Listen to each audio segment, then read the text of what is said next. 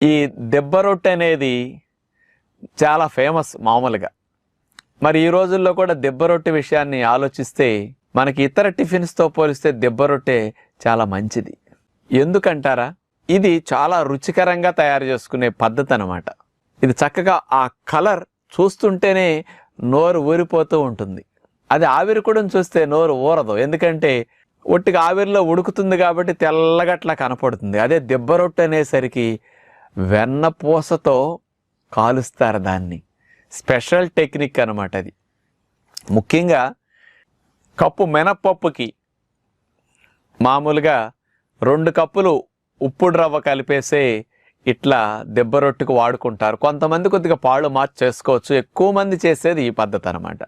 మామూలుగా పొట్టు తీయకుండా మినపప్పు ఉంటుంది కదా, దాన్ని మనం నానపెట్టేసుకోవాలి పొట్టుతో పాటు.